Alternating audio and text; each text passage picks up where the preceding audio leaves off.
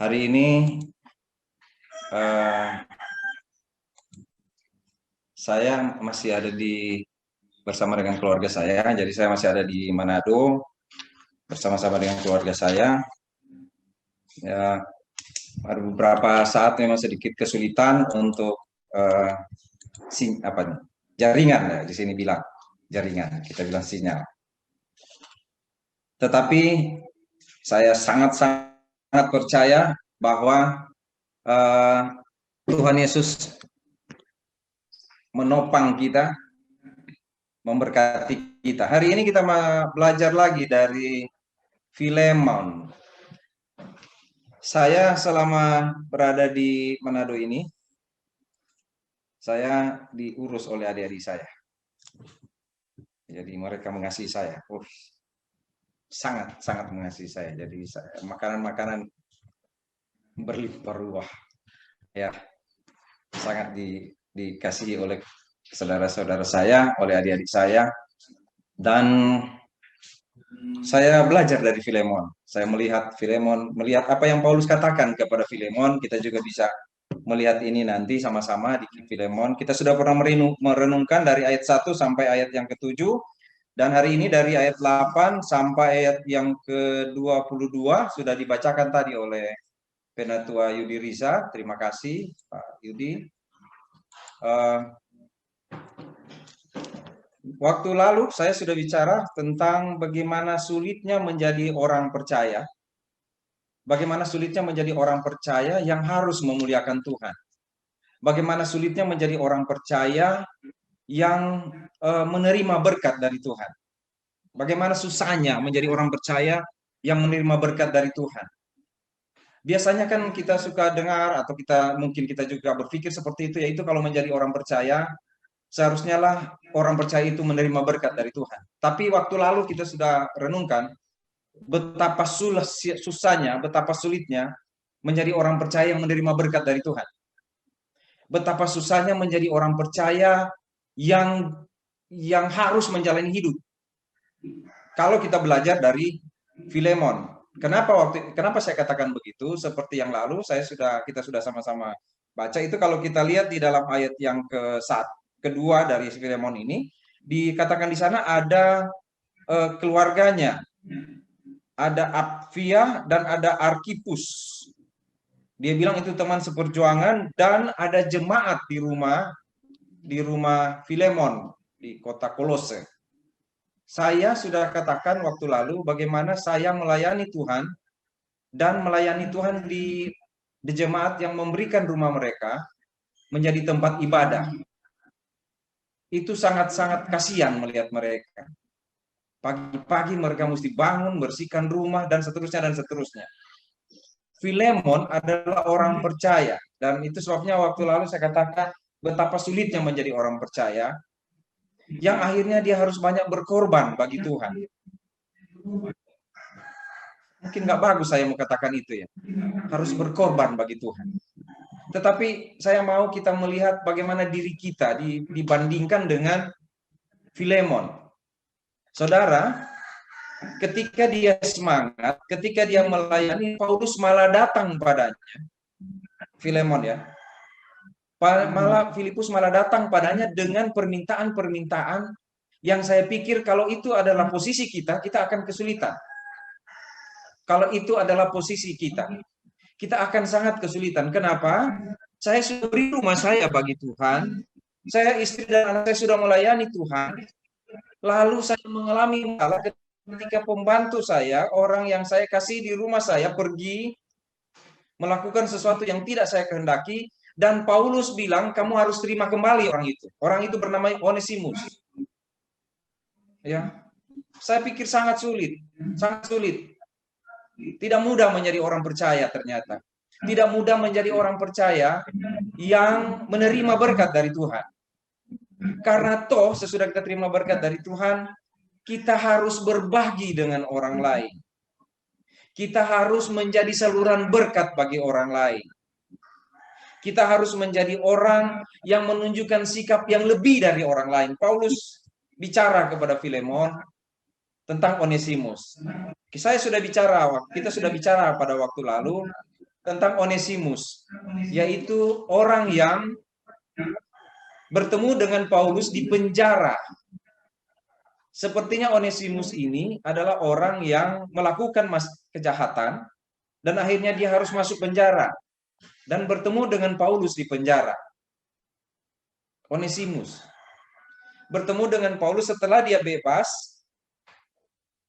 dia harus kembali. Paulus minta dia kembali kepada Filemon untuk melayani bersama-sama, menjadi saudara seiman Filemon. Saudara bayangkan posisi Filemon. Orang yang melakukan masalah dalam keluarganya, pergi, dihukum, dan dia mesti balik dan terima orang itu. Bagaimana ya kalau di posisi kita ya? Sulit ya.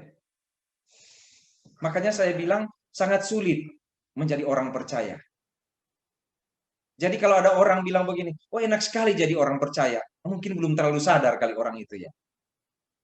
Enak sekali karena Tuhan berkati. Enak sekali karena seperti ini, dan ini. Saya bilang mungkin dia belum terlalu yakin, belum terlalu mengerti kali ya. Karena pada waktu lalu kita sudah belajar tentang, kalau engkau menjadi pengikutku, engkau harus menyangkal diri, pikul salib, dan ikut aku. Bukan hal mudah.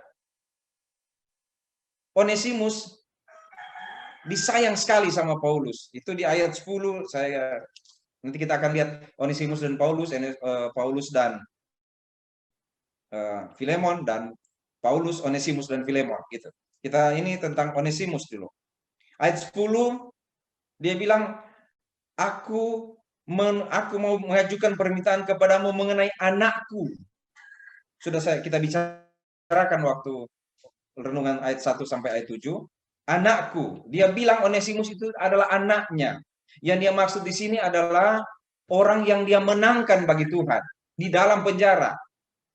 Sesuatu yang luar biasa terjadi bagi Paulus, yaitu ketika dia berada dalam penjara, dia bukan menyerah kalah, tapi dia, itu satu yang saya katakan sangat sulit menjadi orang percaya. Ketika dia dalam penjara, harusnya dia mengeluh, harusnya dia menggerutu, harusnya menderita. Tetapi bagi Paulus tidak. Dia malah melayani Tuhan dalam penjara, dan dia bertemu dengan Onesimus. Sesuatu yang luar biasa. Jadi di dalam penjara pun dia masih menemukan seorang anak baginya. Anak rohani. Onesimus namanya. Dia sangat mengasihi Onesimus. Dia bilang Onesimus itu adalah buah hatiku, itu ayat 12. Dia kusuruh kembali kepadamu, dia yaitu buah hatiku. Kita sudah bicara waktu lalu, pasti Onesimus itu bicara yang indah tentang Filemon. Dan Paulus terkesan dengan Onesimus yang berubah hidupnya ketika menjadi percaya pada Tuhan Yesus. Seorang hamba Tuhan yang sudah menjadi tua, dia nanti saudara lihat, dia bilang, aku telah menjadi tua dan aku sekarang ada dalam penjara. Aku sudah tua, aku di dalam penjara, tetapi aku bangga. Itu ayat yang ke-9. Dia di dalam penjara, aku sudah menjadi tua, tetapi aku memiliki buah hati, yaitu Onesimus. Saya berada di Manado, saudara. Saya bertemu dengan orang-orang yang dulu saya injili. Saya bertemu dengan orang-orang yang ketika saya percaya Tuhan Yesus, di otak saya adalah mereka harus diinjili. Dan saya bertemu dengan mereka selama waktu ini. Saya bertemu dengan mereka, kami bernyanyi sama-sama, kami ngobrol, kami bicara tentang Tuhan, kami bicara tentang Tuhan, kami bicara tentang bagaimana hidup sebagai orang percaya. Di antara mereka ada yang melayani Tuhan sebagai penatua, diaken, samas di sini dibilang, guru sekolah minggu, apa namanya itu, yang pendoa-pendoa, pelayanan doa mereka. Dan yang paling bangga bagi saya adalah ketika saya bertemu dengan seseorang, dia adalah sebenarnya dia ponakan saya. Lalu dia bilang kepada saya, Papo, anak saya mau sekolah pendeta. Wah, saya tanya laki-laki atau perempuan anakmu. Dibilang perempuan. Aduh, Kenapa nggak laki-laki yang jadi pendeta ya? Kenapa mesti perempuan ya? Lalu kami bicara tentang itu. Bagaimana apa itu pelayanan? Bagaimana melayani Tuhan? Saya senang sekali saudara bertemu dengan orang-orang yang pernah bicara tentang Yesus, yang saya injili dengan susah payah, tapi mereka menjadi percaya Tuhan Yesus. Itu satu hal yang wow, luar biasa. Tapi saya tidak bukan seperti Paulus. Paulus dengan gagahnya, dengan hati yang berluap-luap dengan sukacita, dia bilang, Onesimus itu adalah buah hati. Saya berharap saudara juga punya orang-orang yang saudara layani dan tetap saudara doakan sampai sekarang. Katakan dalam hati saudara bahwa mereka adalah buah hati saudara yang dijaga dan dipelihara, yang dikasihi. Dia akan, Paulus melakukan apa saja bagi Onesimus supaya iman Onesimus bertumbuh. Yang dia buat adalah kembalikan Onesimus kepada Filemon. Dan itu juga adalah perjuangan bagi Paulus untuk menyadarkan Filemon menerima kembali Onesimus. Saudara, pelayanan itu bukan cuma dari mimbar ternyata. Pelayanan itu bukan cuma berkhotbah ternyata, tapi bagaimana membuat dua orang yang bermasalah. Bagaimana membuat dua orang yang pada awalnya bukan sebagai saudara seiman, sekarang menjadi saudara seiman, bisa dapat saling menerima. Saya katakan tadi, tidak mudah menjadi orang percaya. Kalau kita sungguh-sungguh mengerti apa yang Tuhan kehendaki. Belajarlah dari Filemon ini. Mari kita lihat tentang ini. Dia bilang, masih tentang Onesimus, dia bilang di dalam ayat 16, Onesimus itu adalah saudara kita. Dia bukan lagi hamba, melainkan dia lebih dari saudara. Dia lebih dari hamba, dia adalah saudara yang kekasih bagiku dan bagimu juga. Onesimus bukan lagi hamba sekarang, tetapi dia adalah saudara. Dia adalah buah hatiku. Dia adalah anakku dalam iman. Maka jika engkau menerima dia, ayat 17, jika engkau menganggap aku temanmu seiman, terimalah dia seperti aku sendiri. Ini harga yang dibayar oleh Paulus. Bayangkan kalau Onesimus tidak benar hidupnya. Paulus bilang kepada Filemon, Filemon, terima dia seperti menerima aku sendiri. Satu keyakinan yang sangat hebat ya, saudara.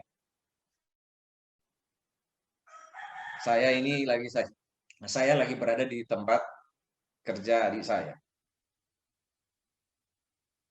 Saya lihat dia bekerja. Terus saya tanya ke dia, kenapa kamu nggak ajak si A, si B kerja di sini dengan kamu? Lalu dia bilang, kalau mereka kerja tidak benar, bukankah itu akan memalukan saya? Saya pikir iya ya. Tapi saya mau bilang ke dia sebenarnya, nggak mungkin lah, pasti dia benar.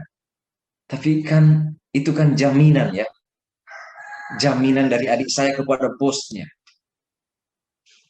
Bagaimana kalau orang itu tidak benar? Tapi Paulus bilang kepada Filemon, terima dia seperti engkau menerima aku. Saudara pernah mengalami itu? Bagaimana meyakinkan orang? Terima dia. Sebenarnya itulah yang dimaksud dengan rasul. Itu yang dimaksud dengan utusan. Jika kamu menerima Yesus, kalau kamu diterima, maka mereka menerima Yesus. Yesus juga bilang, barang siapa menerima aku, dia menerima Bapa. Itu satu pemahaman yang luar biasa. Satu jaminan yang luar biasa. Satu keyakinan yang luar biasa. Itu yang dipahami oleh Paulus. Dan dia bilang kepada Filemon, terima Onesimus. Saya belum pernah mengalami ini. Saya belum pernah bilang, terima dia. Saya jamin. Kalau dia tidak benar, potong leher saya. Aduh. Bukan main itu ya, saudara. Kalau di tempat teman saya ketemu dengan teman-teman, biasanya begitu, menjamin begini. Terima dia. Kalau dia tidak benar, potong kuku saya. Itu kan nggak ada jaminan itu. Kalau leher saya ya itu jaminan. Tapi potong kuku saya, jangan mati-mati lah dia. Iya kan? Terima dia. Saudara lihat posisi Filemon? Paulus bangga dengan Onesimus. Paulus senang ketemu dengan Onesimus. Dia bilang, buah hatiku, anakku, saudara kita, seperti aku sendiri. Nah, itu enak Paulus ngomongnya ke Filemon. Nah, sekarang Filemon gimana, saudara? Hah? Bagaimana posisi Filemon sekarang? Kalau saya jadi Filemon, mungkin saya bilang, oh enak banget nih Paulus ini ngomong ya. Itu kan ente, kamu kan kamu itu. Paulus kan yang nilai, bukan saya. Kalau saya punya penilaian berbeda, Pak. Saya bilang ke Paulus, kalau saya Filemon, saya bilang Paulus, ya Paulus, tapi Filemon, bedalah penilaian saya. Saya tidak nilai Onesimus seperti itu. Dia sudah menerima yang pantas dia terima, penjara. Saya nggak, aduh, bagaimana ya? Saya tidak menilai seperti Bapak. Mungkin begitu, tapi Filemon nggak balas surat. Malah kalau saudara perhatikan di sini, Paulus bilang gini ke Filemon, Filemon, saya percaya yang saya bilang ini padamu, ya kan? Saya apa namanya? Bilang ini padamu, saya percaya engkau akan lakukan jauh lebih banyak dari yang aku katakan. Dan tolong ingat, dibilang gitu di sini. Ayat 22, saudara. Nanti satu waktu kalau saya keluar dari penjara, siapin kamar untuk saya ya. Aduh, coba. Aduh, Filemon. Tadi kan saya cerita itu, saya ketemu dengan teman saya yang saya injili. Biasa itu kan. Ketemu lalu saya bilang ke mereka, ingat dulu nggak? Katanya. Saya bilang, kalau saya datang biasa kita makan nasi kuning. Kenapa ini nggak ada nasi kuning? Lalu teman satu bilang begini, buruan kamu, katanya. Bilang ke teman yang satu, beli nasi kuning. Saya bilang ke Ibu Yosi, ini enak ini kalau jadi anak hamba Tuhan kayak begini, ya kan? Beli nasi kuning, langsung beli nasi kuning. Saya pengen sekali es kacang cukur, es cukur, cari es cukur, enak sekali. Setelah itu Ibu Yosi bilang pada saya, kamu berbuat seolah-olah kamu tuh bos, kamu tuh hamba, jongos katanya, bukan bos. Baru saya sadar, oh iya ya, nggak boleh ya. Masa begitu sih? Masa saya duduk lalu saya cuma bilang begini ke mereka, saya pengen makan kelapa tono, bukan, pepaya tono. Itu pepaya tono itu apa namanya? Asinan. Ya. Saya pengen itu buat mereka. Saya bilang Ibu Yosi nggak usah balik BSD di Manado enak, cuma bilang pengen ini langsung dapat. Ya kan? Bikin yang ini dapat. Tapi bagaimana perasaan saudara-saudara saya itu ya? Bagaimana perasaan mereka ketika datang-datang si Papo ini datang main kayak raja aja di sini, suruh-suruh memang kita ini siapa? Memang lo tuh siapa? Katanya Ibu Sirli, sombong amat. Siapa ini? Datang enggak ya? Nah, saudara lihat dari Filemon. Sekarang saya di posisi Filemon sekarang. Lihat ini Filemon. Yang pertama adalah dari ayat 4 sampai ayat 7 dia kita sudah pernah bahas bagaimana dia melayani dan membuat orang bersukacita. Ya kan? Dia membuat orang bersukacita, persekutuan dalam iman, mengerjakan pengetahuan akan yang baik antara kita untuk Kristus. Dari kasihmu sudah kuperoleh kegembiraan besar dan kekuatan, sebab hati orang-orang kudus telah kau hiburkan, saudaraku. Sesudah menjadi percaya, dia menjadi orang yang menghibur orang-orang kudus. Itu Filemon. Lalu Paulus bilang begini, mari kita mulai. Saudara lihat ini. Ini saya kasihan sama si Filemon ini. Kalau aku ingat kasihmu, ayat 9. Lebih baik aku memintanya daripadamu. Aku Paulus yang sudah menjadi tua, lagi pula sekarang dipenjarakan karena Kristus Yesus. Aku mengajukan permintaan kepadamu mengenai anak aku tadi, yaitu Onesimus. Dulu dia tidak berguna, tapi sekarang sangat berguna bagimu. Begitu juga bagiku. Dulu tidak berguna, sekarang berguna. Kusuruh kembali kepadamu. Kusuruh kembali ayat 12. Sebenarnya aku ingin menahan dia di sini sebagai gantimu. Saudara lihat kata-kata Paulus. Onesimus, saya tahan dia di sini sebenarnya untuk menggantikanmu. Maksudnya apa? Sebenarnya engkau Filemon, yang benar adalah engkau datang di sini layani aku. Karena aku sudah tua dan di penjara.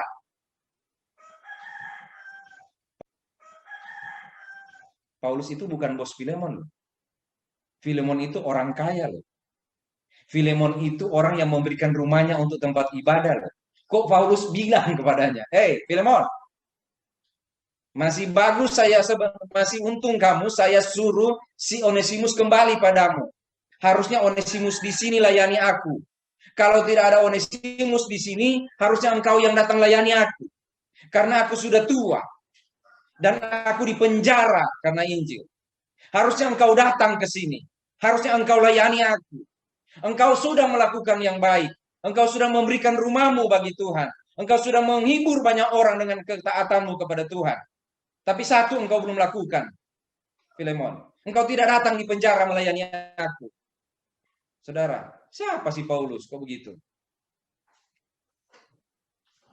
Siapa sih Paulus? Oh ya, kalau saya bilang begitu nggak usah gitu. Ariel aja saya bilang, sini Ril, kamu garuk kaki papa, pijit kaki papa. Dia bilang, pas sendiri aja lah. Nah ini si Paulus bilang gini ke Filemon, saudara. Harusnya engkau datang di sini. Harusnya engkau datang di sini. Ya kasihan sekali si Filemon ini. Saya baca ini saya kasihan banget nih Filemon ya. Dia sudah berkorban. Dia sudah melayani Tuhan. Tapi Paulus bilang belum cukup, Filemon. Belum cukup. Sama ya, saudara ya? Sudah ya? Sama ya? Sudah melakukan ini, itu, dan ini, itu. Masih belum cukup juga. Tadi adik-adik saya tegang sekali di sini, saudara. Gara-gara dari tadi tuh putus-putus tuh jaringan. Saya bilang ke adik-adik saya, tenang aja. Ini mereka di depan saya. Tenang aja, nanti juga jadi beres. Ya. Mereka sudah sibuk sana sini, belum cukup itu yang kamu lakukan. Jemaat sudah sibuk, sudah menginjil, sudah hadir di PA, sudah begini, belum cukup. Apa yang Paulus bilang? Malah dia bilang begini, kamu berhutang padaku. Engkau berhutang padaku. Ayat 8 dia bilang apa? Karena itu sekalipun di dalam Kristus aku mempunyai kebebasan penuh untuk memerintah kepadamu. Aduh, kasihan Filemon. Bayangkan seorang anak Tuhan dibilang seperti itu. Ini PG aja, nih PG namanya Sony Roland Pontulawoka. Ya. Baru dibilang begini, Pak Sony, nanti Bapak melayani di sini ya, bantu pelayanan di sana. Pak Sony akan bilang, "Oh, saya kan di BSD." Hah? Saya kan di sini tugas saya. Masa saya mesti bikin ini dan bikin itu? Saya punya hak memerintah padamu. Syukur Sinode nggak bilang begitu. Tapi Paulus bilang begitu kepada Filemon.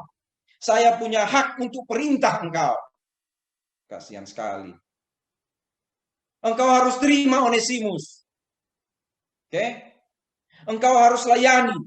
Ayat yang tadi yang saya katakan ke-13. Sebenarnya aku mau menahan dia di sini sebagai gantimu untuk melayani aku. Selama aku dipenjarakan karena Injil. Aduh. Gimana ya, Filemon? Kasihan sekali. Filemon harus layani aku. Kalau nanti aku datang, ayat 22, di dalam pada itu bersedialah juga memberi tumpangan kepadaku. Karena aku harap oleh doamu aku akan dikembalikan kepadamu. Filemon, sesudah engkau terima Onesimus, ingat ya, saya bisa perintah itu padamu. Ya, saya bisa perintah itu padamu, dan tolong sudah terima, ya, engkau berdoa. Berdoa supaya saya bebas dari penjara dan kembali kepadamu, engkau siapin kamar. Coba, saudara, bagaimana ini? Saudara mau pilih jadi Paulus apa mau pilih jadi Filemon? Enak kalau jadi Paulus ya. Cuma bilang kepada orang yang jadi Injili. Saya bisa perintah kamu. Cari nasi kuning. Itu yang saya katakan ke teman-teman saya. Ya. Karena kamu berhutang pada saya. Kalau saya nggak injili kamu, kamu masuk neraka kan? Coba kalau saya nggak bicara tentang Tuhan. Makanya kan ada orang yang bangga sekali bilang begini. Oh itu hasil pelayanan kami. Oh itu hasil pelayanan saya. Apa karena mau bilang begitu? Kamu harus layani saya loh. Karena kalau saya tidak injili kamu, kamu nggak masuk surga. Kamu nggak selamat. Apa mesti bilang begitu? Ah, aku berhak memerintah kau. Kita tidak baca surat balasan dari Filemon kepada Paulus. Karena Filemon cuma terima surat. Jadi apa yang Paulus bilang selanjutnya kepada Filemon? Ini apa lebih? Dia bilang begini. Aku tidak dapat memaksa engkau sebenarnya. Ayat 14 itu ya. Tapi tanpa persetujuanmu aku tidak mau berbuat sesuatu. Supaya yang baik itu jangan engkau lakukan seolah-olah dengan paksa, melainkan dengan sukarela. Aku bisa lakukan itu, tapi nggak boleh seperti itu. Engkau harus lakukan dengan sukarela. Engkau harus lakukan dengan hati yang taat pada Tuhan.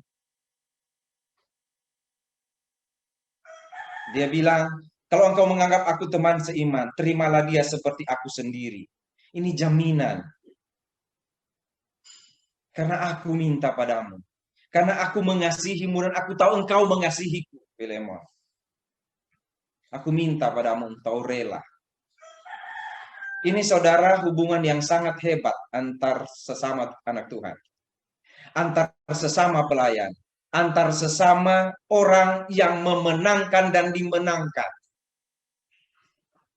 Jarang sekali mau ketemu seperti ini. Tapi ini tercatat dalam Alkitab. Dicatat dalam Alkitab. Inilah hubungan antar pelayan Tuhan. Nanti saudara juga akan baca di Timotius. Tetapi yang saya sudah katakan, Filemon ini unik sekali. Firman yang sangat luar biasa. Apakah Filemon melakukan itu karena dia taat pada Paulus? Tidak, saudara. Tidak ada. Ya kan? Tidak.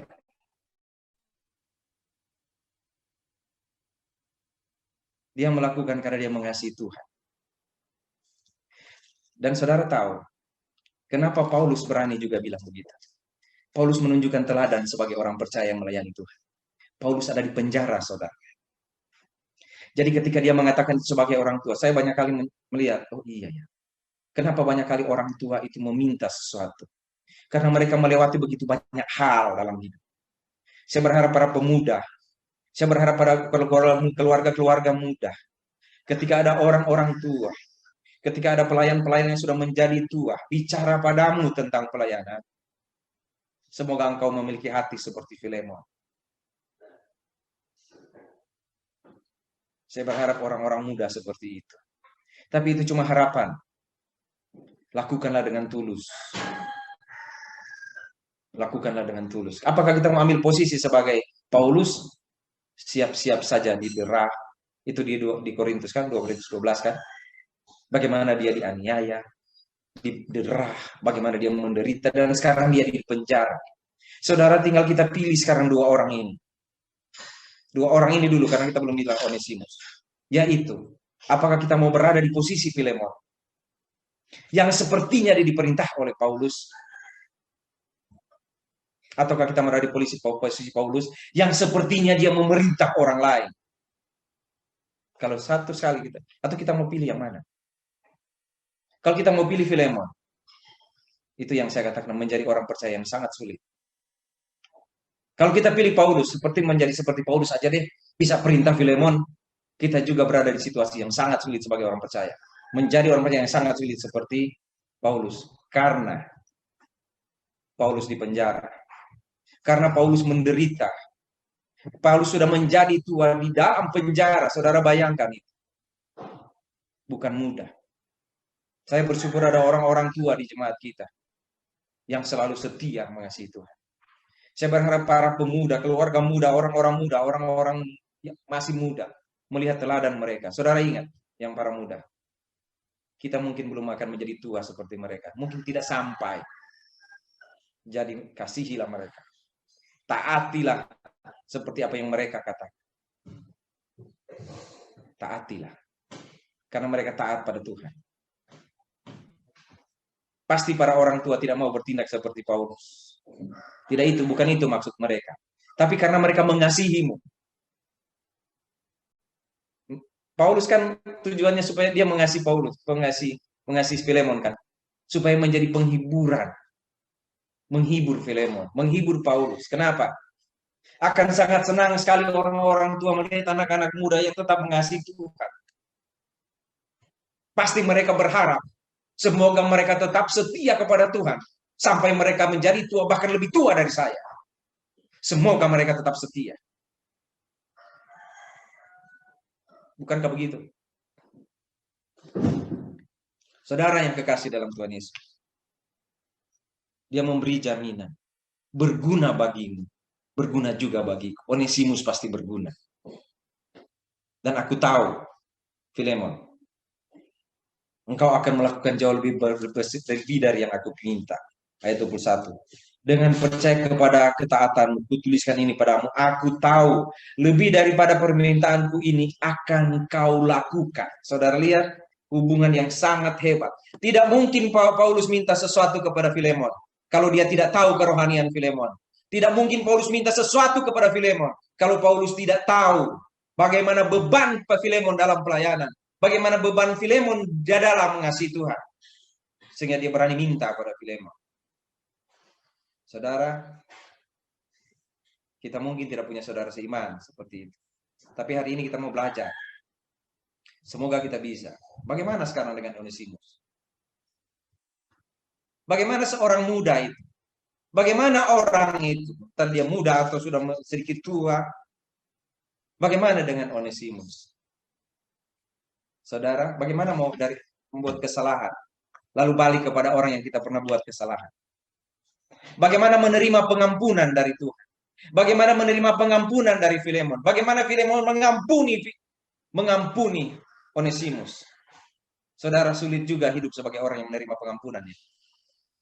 Ya, sangat sulit juga menjalani hidup sebagai orang yang menerima pengampunan. Karena pasti selalu kita ingat, aduh, saya pernah salah. Aduh, bagaimana saya mau balik lagi ke Tuhan saya? Bagaimana saya mau balik lagi kepada Filemon? Bagaimana? Mungkin dia bilang kepada Paulus, Pak, mungkin tidak bisa, Pak. Tapi Paulus bilang, tidak, ini saya tulis. Dia akan menerima engkau seperti dia menerima saya. Dia akan menerima engkau seperti dia menerima saya. Kamu kembali, Onesimus. Kamu kembali sebagai orang merdeka. Tetapi kerendahan hatimu sangat diperlukan. Engkau harus datang sujud di kaki Filemon dan bilang padanya, Tuhan, saya salah. Berlakulah seperti seorang anak yang hilang itu kembali kepada bapaknya. Tidak pantas saya disebut sebagai anak bapak. Onesimus kembali. Saudara membayangkan bagaimana Filemon menyambut Onesimus? Dia menyambut Onesimus. Dia menyambut Paulus. Tapi dia, yang paling utama, dia menyambut Tuhan. Dia menyambut jiwa yang diselamatkan oleh Tuhan. Dia menyambut hamba Tuhan. Dan dia menyambut Tuhan yang menyelamatkan dan mengampuni. Filemon punya hati yang mengampuni. Karena dia punya Tuhan yang mengampuni.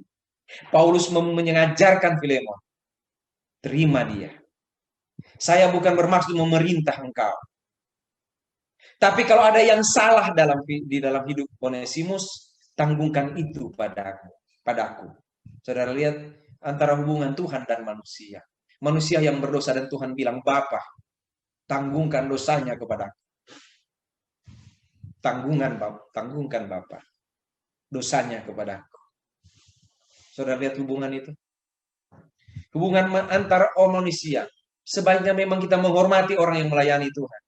Tapi saya nggak mau panjang bicara tentang itu, karena saya adalah pelayan Tuhan. Tetapi itulah yang dibuat oleh Paulus. Bukan dia nuntut, kan saya injili engkau. Tapi di Filemon punya hati seperti itu. Iya ya. Kalau saya tidak diinjili, saya sudah di neraka ya. Dia menghormati Paulus. Tapi lebih dari itu, dia menghormati Tuhan. Karena Tuhan mengampuni saya. Karena Tuhan menyelamatkan saya. Maka saya mesti gunakan hidup saya untuk melayani Tuhan. Apapun yang ada pada saya adalah milik Tuhan. Apapun yang diberikan kepada saya itu dari Tuhan. Termasuk menerima Onesimus. Itu dari Tuhan. Dan itu bukan mudah, saudara. Tidak mudah menjadi orang percaya. Tidak mudah menjadi orang percaya yang mau melayani Tuhan. Tidak mudah menjadi orang percaya yang mau menaati Tuhan. Tidak mudah menjadi orang percaya yang punya pengampunan. Dan tidak mudah bagi orang menjadi orang percaya yang bertindak sebagai Paulus. Saya sudah tua. Boleh nggak saya atur engkau untuk sesuatu yang lebih mulia, supaya engkau memuliakan Tuhan? Boleh nggak saya minta ini? Tapi engkau harus lakukan karena engkau rela, bukan karena terpaksa. Sekalipun memang aku bertahu sekali, aku yang Injil engkau. Saudara, mau ambil posisi yang mana kita? Onesimus, Filemon, atau Paulus? Ini gambaran-gambaran tentang pengampunan. Gambaran-gambaran tentang menghormati hamba Tuhan. Gambaran-gambaran tentang pelayanan yang tidak pernah berhenti. Gambaran tentang bagaimana melayani Tuhan dan tidak pernah cukup dalam hidup ini. Sampai semuanya berakhir. Sampai semuanya berakhir. Terima kasih oleh orang-orang tua yang sudah memberi teladan dalam pelayanan ini. Terima kasih. Terima kasih untuk anak-anak muda yang boleh melihat orang tua. Dan terima kasih kepada kita semua.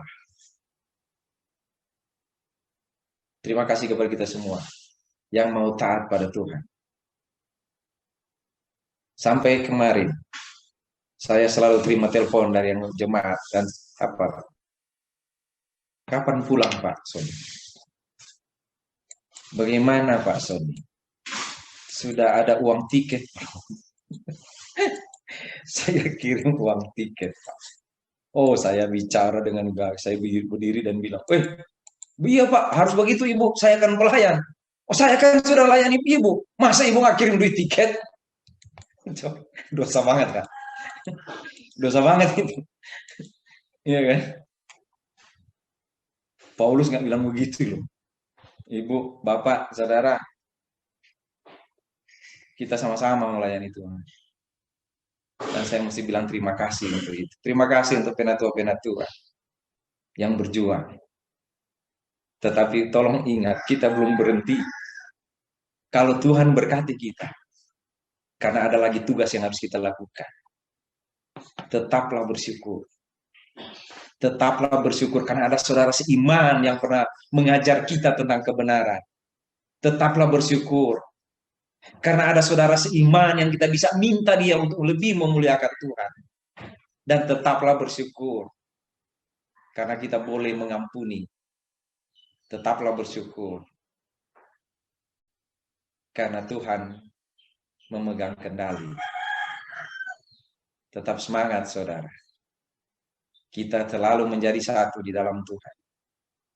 Baca lagi surat Filemon dan bertumbuhlah untuk kemuliaan nama Tuhan. Mari kita berdoa.